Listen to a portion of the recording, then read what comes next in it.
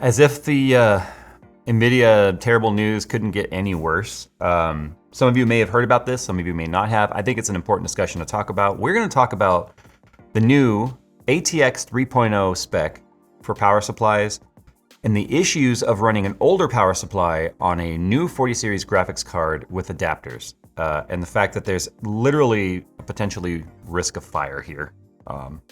Yeah, the bad news just kind of keeps coming. The new H7 series from NZXT offers tempered glass side panels, toolless panel removal for easy installation, front and top side 360mm radiator support, and integrated cable management bar for clean cable installs. To see the complete feature set and variations of the H7 available, including the H7 Flow, follow the link in the description below. Okay, I really need you to do me a favor and try and follow along. You might even have to watch this more than once, and definitely check out, Steve did some really deep dive coverage on this a few days back, and I think it's important that we talk about this and get it widespread, especially if you're considering purchasing a 40 series graphics card and you're not planning on upgrading your power supply. And there's a very big reason why I feel like you should upgrade your power supply if you're gonna be using 4090, 4080, whatever. Definitely 4090. But there's like four major things we have to talk about here. So it's essentially a fork of problems or potential problems. This is what happens when you have a kind of a revolution of something evolving into a next generation. And I'm not just talking about the graphics cards, I'm now talking specifically about power supplies. This right here is a 12 volt high power adapter that came with our 3090 Ti. So here it is right here. This is the EVGA for the Win 3. It has the new plug on there. It's very similar to what you would see on the Founders Edition cards. However, I tried to stick this in one of the Founders Edition cards and it actually doesn't go. The keys are different. So this is essentially the same 12 volt high power plug that you would see coming as an adapter with 40 series, only it's got one less 8-pin plug on it. Zotac showed their adapter and it has 4 of them. Which makes sense, because if the 4090 is able to draw up to 600 watts, and the ATX 2.0 and 8-pin spec for PCI Express is 150 watts per plug, then that makes sense. 150 times 4 is 600. So this right here obviously would not be a good adapter to use on a 40 series card, but here's the problem. There's a sideband missing on here. It's another little plug that's on the bottom, and it contains 4 data pins. The ATX 3.0 spec, which is the newest power supply designed specifically for going along with the launch of 40 series. I don't know which came first, actually. I'm pretty sure the power supply spec came first because that's what the cards had to utilize, right?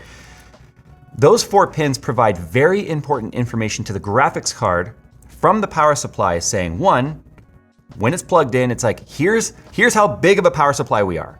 Hey, graphics card, just so you know, I'm only a 600 watt. So if you're gonna try and pull 600 watts on your own, that's not gonna work. So what would happen is the graphics card would be able to respond back to the power supply, and basically they have a communication that says, okay, here's how much power we can safely provide to you. That's only available on the ATX 3.0 power supplies. That does not exist on a 2.0 power supply with an adapter. So the old days of like having a graphics card pull so much power that it starts to damage cables, like we saw back at the Molex era, when you were having Molex. Remember, graphics cards used to use a Molex plug. And then we had the revolution to the PCI Express plug, and then every graphics card came with Molex to PCI Express adapters. We saw all this happen back then, actually. It's been that long, it's like 15 years or more since we've seen that. In fact, I think up until just a few years ago, some graphics card companies were still sending the Molex adapter to the PCI Express with their graphics cards. And I've said in all my videos, don't use this, get a new power supply. That was just because of power draw. Now we're talking about actual data communication, because the nice thing about ATX 3.0 is the fact that those pins communicating with the graphics card can actually, the graphics card can kind of lower its expectations of what it's capable of doing if the power supply is not spec'd high enough. Now, if a power supply is 450 watts or higher and it's ATX 3.0, it has to have the 12 volt power plug. The 12 volt high power plug. And the reason for that is the reason that I just said, is it has to communicate with the graphics card. You may not see an ATX 3.0 under 450, there's no point, because it really has to do with this plug. The other issue here is the fact that the adapter itself is designed to be working with graphics cards that are not, or excuse me, power supplies that are not ATX 3.0 certified. So what you get here is just like this adapter, and we'll show you a close-up of it, it doesn't have the sideband plug. Interestingly enough, my 3090 Ti does have the sideband plug on there with the pins, only it doesn't go to anywhere because this is not an ATX 3.0 graphics card, as far as I know. I actually kind of want to plug it in with an ATX 3.0 once we get power supply in to see what happens. Because funny enough, I've had a lot of PSU manufacturers reaching out to me saying, hey, we're going to be selling and or providing, I don't know if they're selling or giving for free, an adapter that doesn't look like this. It just goes from the 12 volt high power plug to like a 16-inch long plug that terminates to their power supply connectors, and it plugs in so you have a single cable without it being an ugly adapter. But the problem with those adapter cables, or even this guy here, is you are now taking a dumb power supply. No, I'm not talking about digital power and all, I mean dumb. It doesn't communicate directly any sort of data with the graphics card to the graphics card. The graphics card is gonna by default now want to just pull as much power as it possibly can. Because here's the thing, with the data going back and forth, the graphics card can pull up to over 350 watts on boot if the power supply is big enough. So let's say you had a 1000 watt ATX 3.0 power supply with a PCIe Gen 5 plug going into it, the graphics card just goes like almost full load on boot up. Why? I don't know, but it can. And here's the thing, if it pulls that kind of power on startup with an adapter, and your power supply is not smart enough to be able to, like depending on the rail design, you have all these plugs. Let's say you have a dual rail power supply. And for whatever reason, and I hope that nobody does this, you take 2 of your PCI Express cables with pigtails, and you just pigtail into them, all 4 of them, you could now potentially have up to 600 watts being pulled from the single rail on your power supply. Or let's say you split them between the rails. That's not necessarily a problem either, but now the power supply is not smart enough to really know exactly what it's powering, because typically you would split on the rails different like power supply or different graphics cards or different whatever. They've had in testing, they've seen extreme amounts over 150 watts being drawn by a single cable, the one cable going to it, because there's no smart divide of how the power is being distributed. Now you could go really deep on power supply design, Johnny Guru levels and stuff. I don't do that here, but I'm telling you right now, the other issue here is the fact that, and now all this sounds so far like, okay, Jay, what you're saying doesn't really sound like an NVIDIA problem. It's an NVIDIA problem in the sense that all the 40 series graphics cards are gonna be requiring this plug. At least the 4080 and up, the 4012 gig and up that we know of. Whether or not they're gonna still be using it on the lower power supplies may not be as much of an issue because of the fact that, or the lower graphics cards, may not be as much of an issue because of the fact that they theoretically won't be drawing anywhere near this amount of power. Because see, the problem is, in only a few years, we went from 250 watt graphics cards up to 500. And so that's pretty insane. And in fact, up to, I believe, 600 watts capable on the 3090 Ti when overclocking. The other issue here is the life cycle of the plug itself. And my eyes starting to twitch as I think about this. This plug right here is rated 30 cycles. That means every time you plug it in and unplug it, that's a cycle. Now, most people do not plug in, unplug, unplug, plug in, unplug, unplug, unplug. They're like a fidget toy, their graphics card. But I can tell you right now, just in the amount of testing that I've been doing this last week preparing for 40 series, this has already gone through about, I don't know, 10 cycles. And that doesn't include how many times I plugged it in and unplugged it. Because here's the problem. I was looking at this going, this is such a weird little plug. And I was like practicing lining it up, like getting it in there. Oh, it's upside down. Getting it in there and just like, okay, cool. You know, how hard is that? 11, 12. Because what started happening was they started seeing a degradation of the connection somewhere, whether it be on the plug end or the power or the graphics card end. And NVIDIA themselves saw in testing conditions where it started to melt. Actually started to melt. The pins in here are extremely tiny. And it's so weird to me that they went with such a small connector. This is like the same width as an 8-pin. They could have made this a little bigger. Not NVIDIA, whoever spec'd this plug, I don't know if it was NVIDIA that spec'd it, but they could have made it bigger. Like, just give me that size plug would have been fine, as far as I'm concerned. Just plug it in, you would have a beefier connection, you wouldn't have such thin walls between all the pins on the backside. Remember, there's like little channels in there that the pins go in. And that's not even the worst of it. That 30 plug cycle was based on straight in plugs. What do we all do when we plug in our graphics card? We go, and then we start like cable managing it. When you bend it, that number becomes exponentially lower where the problem starts. I started thinking about this and I went, why did EVGA put not put the plug here like they normally do, and they put it on the facing what would be the front of the case. And when I remember asking Jacob at EVGA, I said, why was it put there? Because if you look at this, one more cycle, there it goes. 13. At least, even if you bend it this way, you see you have that much more length to deal with on your graphics card. I was like, a short card is taking up space now with the plug coming out the rear. He goes, yeah, it's because we didn't want such an aggressive bend on the cable. I'm starting to wonder if this was something that was maybe kind of known about in terms of the fragility, the fragility of whatever the right word would be, of this cable. Look at how reinforced it is with heat shrink. And what you can't feel under there is there's another wrap. There's like another wrap going around it.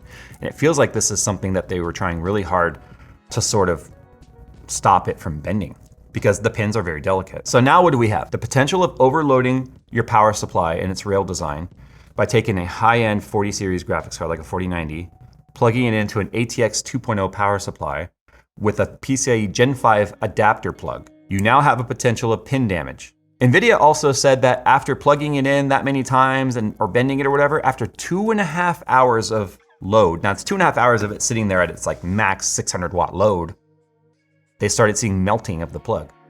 That's like your 2.5 hours. That's like your average gaming session. This is like scary because here's the thing, you know for a fact that if the manufacturing of this is that delicate, the likelihood of one of these coming somehow pre-damaged or doesn't make the 30 cycles, or you push it too hard and you kind of, here's another one, right? That's actually really sturdy the way they mounted that on there. But one of the things that NVIDIA was even saying, or I guess some of the other people that broke the story and were testing was saying that there's even some potential damage that was happening on the PCB by forcing it in too hard. Now this one feels really reinforced. It's really tight. Like it feels like it's actually connected to the backplate potentially. So, oh, right, that was a weird sound. Did you hear that? As it went in, it was like, Number 14. Yeah, no, it felt like it got caught on a pin.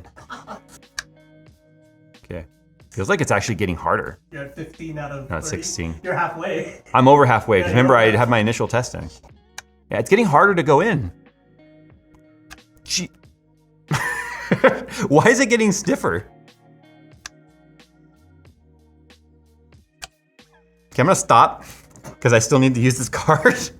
All right, so some final things to talk about here is you got the Zotac adapter article where they showed their adapter and they're basically saying, hey, don't plug it in 30 times. Most people are not going to, but it's just knowing that it has such a short, low life cycle in terms of connections, that's kind of scary. You've got NVIDIA that was actually testing the ATX 3.0 power supply, saying that on the power supply plug side is where they were seeing the melting. And so all this information is being reported back to PCI-SIG, which is actually the body that like designs and does all this stuff. And then on top of that, you've got the issue of dealing with not just the life cycle of the adapter, but the adapter itself no longer doesn't communicate with an ATX 2.0 power supply with a 40 series card, no longer being able to be smart on how much power it's available to it. So my recommendation here is gonna be if you are gonna be going out and buying a new 4080 12 gig and 4080 16 gig, this is probably not gonna be a problem because they're gonna be drawing roughly the same amount of power as probably a 3090 Ti or 3090. If you're gonna be buying a 4090, I highly recommend you go out and get a proper high wattage, 1000 to 1200 watt ATX 3.0 power supply with the proper plug, and then don't put too much torque or bend it on the power supply side. Because do you know why this is coming up? People go, why would you be bending your plug? What's the first thing we do when we cable manage?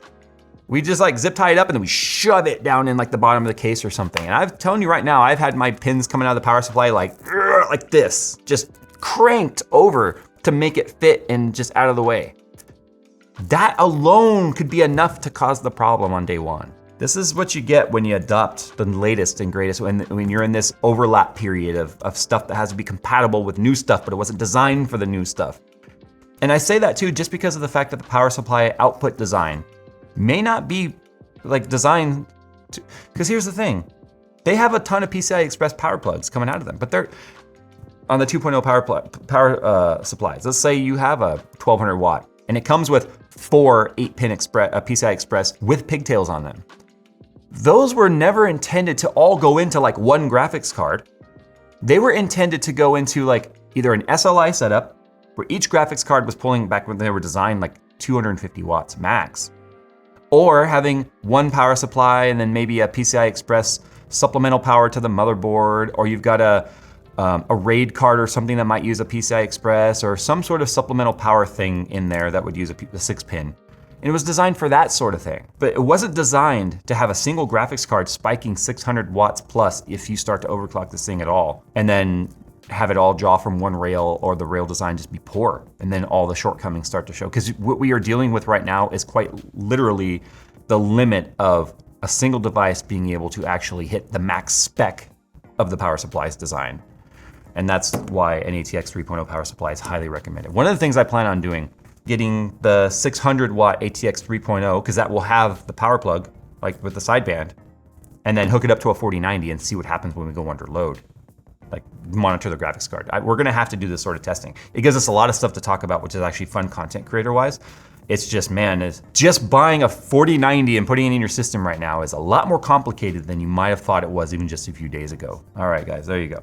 I'll put some links down in the articles below, including Steve's video if you guys want a deep dive on this, because I think it's important to talk about, especially for buyer beware. I'm not saying don't buy a 40 series card. That's up to you to decide if you want to buy one or not. It's just make sure you're ready for it. God forbid you put it with like a Threadripper or something like that that can pull a crap ton of wattage. You might see fireworks before New Year's if you do that.